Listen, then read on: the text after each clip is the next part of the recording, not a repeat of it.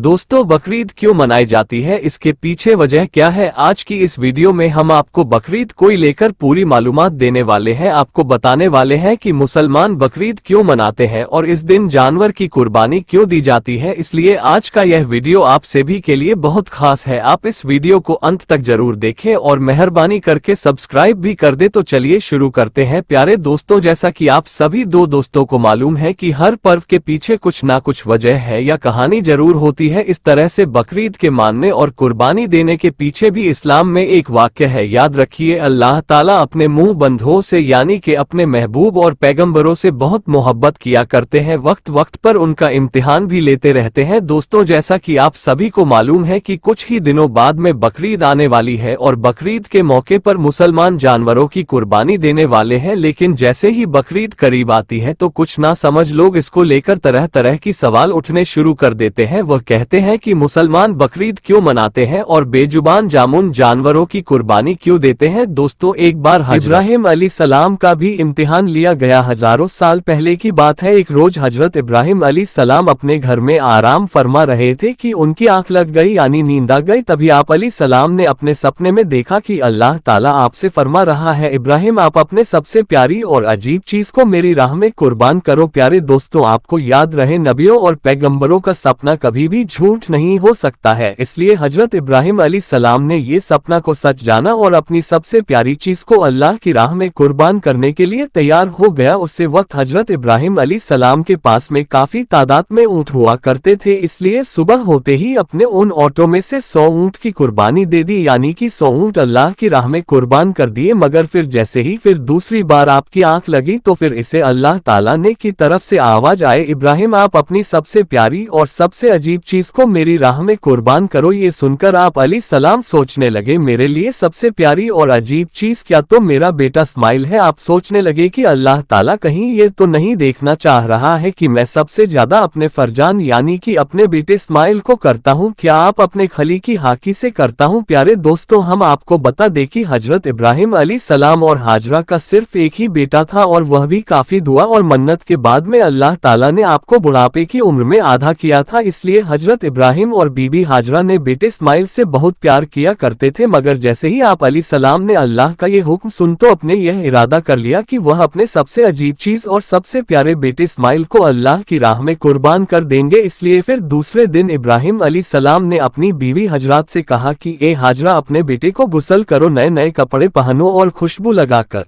बिल्कुल दूल्हे की तरह तैयार कर दो। आज हम अपने एक दोस्त के घर दावत पर जा रहे हैं। ये सुनकर आपकी बीवी हजरत बहुत खुश हुई। खुशी खुशी से अपने बेटे हजरत इस्माइल को तैयार कर दिया। जब हजरत इब्राहिम अलैहिस्सलाम अपने प्यारे बेटे इस्माइल इस्लाम को लेकर फुल स्क्रीन से मक्का की तरफ रवाना होने लगे, तभी आपके घर में एक शैतान दाखिल हुआ और वह आपकी बीवी हजरात से कहने लगा है, हाजरा क्या तुम्हें पता भी है कि यह तुम्हारे बेटे प्यारी बेटी कहाँ पर ले जाया जा रहा है? तुम्हारे बेटे को तुम्हारा शहर किसी दोस्त के घर दावत पर नहीं ले जा रहा है, बल्कि तुम्हारे प्यारे बेटे इस्माइल को कुर्बानी करने के लिए ले जाया जा रहा है यानी कि करने के लिए ले जाया जा रहा है। ये सुनकर हजरत ने कहा, मैं अपनी इब्राहिम को अच्छी तरह से जानता हूँ, बना एक आप अपने बेटे को क्यों मारेगी? तो ये सुनकर शैतान ने कहा कि तुम्हारे शहर इब्राहिम ने एक ख्वाब देखा है जिसमें अल्लाह ने तुम्हारे प्यारे बेटे इस्माइल की कुर्बानी मांगी है, इसलिए इब्राहिम उनको कुर्बानी करने के लिए ले जा रहा है। तो ये सुनकर आपकी बीवी हजरात से कहने लगी, शैतान तुम पर लानत हो, अगर मेरा बेटा अल्लाह की राह में कुर्बान होने के लिए जा रहा है तो मेरे लिए इससे बड़ी खुशी की बात और क्या होगी। ये तो मेरा एक बेटा है, अगर मेरे पास हजारों इस्माइल भी होते तो मैं खुशी खुशी उनको अल्लाह की राह में कुर्बान होने के लिए भेज देता हूँ। ये सुनकर फिर शैतान हजरत इस्माइल के पास गए और कहने लगे, इस्माइल क्या तुम्हें पता भी है तुम्हारे वाले तुम्हें कहाँ लेकर जा रहे हैं? वह तुम्हें किसी दावत में नहीं बल्कि तुम्हें मरने के लिए ले जा रहे हैं, वह तुम्हें अल्लाह की राह में कुर्बान करने के लिए जा रहे हैं। तो ये सुनकर हजरत इस्माइल अलैहिस्सलाम ने फरमाया, अगर मैं अल्लाह की राह में कुर्बान हो जाऊं तो मेरे से बड़ा खुशनसीब फिर कौन होगा? ये सुनकर शैतान बहुत मायूस हुआ। इसलिए फिर वह हजरत इब्राहिम अलैहिस्सलाम के पास पहुंचा और कहने लगा, इब्राहिम अपने प्यारे बेटे को कुर्बानी के लिए क्यों ले जा रहे हो? तुम्हें पता भी है कि तुम्हारी यह कुर्बानी अल्लाह की दरगाह में कबूल होगी या नहीं? दूसरी बात, जब तुम इस बेटी को कुर्बान कर दोगे फिर बुढ़ापे में तुम्हारी खिदमत कौन करेगा? बुढ़ापे में तुम्हारी देखभाल कौन करेगा? ये सुनकर फिर हजरत इब्राहिम अलैहिस्सलाम ने कुछ पत्थर उठाए और शैतान को लाती का कर पत्थर मारने लगी। ये देखकर ये शैतान वहां से भागने लगा। दोस्तों, कहा जाता है कि तभी से मक्का में हज के दौरान शैतान को पत्थर मारा जाना शुरू हुआ। इसी वजह से हज के दौरान शैतान को पत्थर मारा जाता है। फिर हजरत इब्राहिम कन्हैया सलाम अपने बेटे को साथ लेकर वहां से चले गए और आगे बढ़ने लगे। थोड़ी दूर जाने के बाद अपने बेटे से फरमाया है, इस्माइल, क्या तुम्हें पता भी है कि हम आपको अल्लाह की राह में कुर्बान करने के लिए ले जा रहे हैं? तो ये सुनकर आपका बेटा हजरत इस्माइल अलैहि सलाम कहने लगी, अब्बू जान, इससे बेहतर मेरे लिए और क्या होगा कि मुझे अल्लाह की राह में अल्लाह की एक नबी कुर्बान करने के लिए ले जा रहे हैं। लेकिन अब्बू, मेरी एक इंतजार है, जब आप मेरा गला काटोगे तो आपको देखा नहीं पाओगे, इसलिए पहले आप रस्सी से मेरे हाथ और पाँव को अच्छी तरह से बंद दीजिए और मैं चाहता हूँ कि आप भी अपनी आंखों पर एक पट्टी बांध लीजिए ताकि आपको मेरे गले पर चोरी चलाते वक्त तरस न आ जाए। बस फिर क्या था, हजरत इब्राहिम अलैहिस्सलाम ने अपने प्यारी बेटी इस्माइल कहाँ पर बांध दिए और अपनी आंखों पर भी पट्टी लगा ली। फिर अपने हाथों में एक छोटी लेकर आसमान की तरफ देखा और कहने लगे हैं, अल्लाह, अगर आप मुझे 1000 इस्माइल भी देते तो मैं खुशी खुशी के साथ उन सब को आपकी राह में कुर्बान कर देता। ये कहकर आप भोजपुरी अपने बेटे इस्माइल के गर्दन पर चलने लगे। तो इतने में अल्लाह ताला ने फरमाया, हादराइल, जल्दी से जो जन्नत से एक जानवर लेकर जमीन पर जाओ और इस्माइल को वहां से हटाओ, उसकी जगह वह जानवर को रख दो। इब्राहिम इम्तिहान में कामयाब हो गया है। जैसे ही हजरत इब्राहिम अलैहिस्सलाम ने गर्दन पर छोड़ी को फेर तो खून बहने लगा, मगर उसके बाद में अपने जैसे ही अपनी आंखें खोली तो आपने देखा कि आपके पास में आपका बेटा इस्माइल सही सलामत खड़ा है। फिर अपने जैसे ही नीचे की तरफ देखा तो आपने देखा कि इस जगह पर एक दुम्बा, जिसको हम भीड़ कहते हैं, वह कुर्बानी हो चुका है। ये देखकर हजरत इस्माइल अलैहिस्सलाम ने अल्लाह का शुक्र अदा किया। इतने में गौर साहब आ जाए, इब्राहिम, तुम्हारा यह इम्तिहान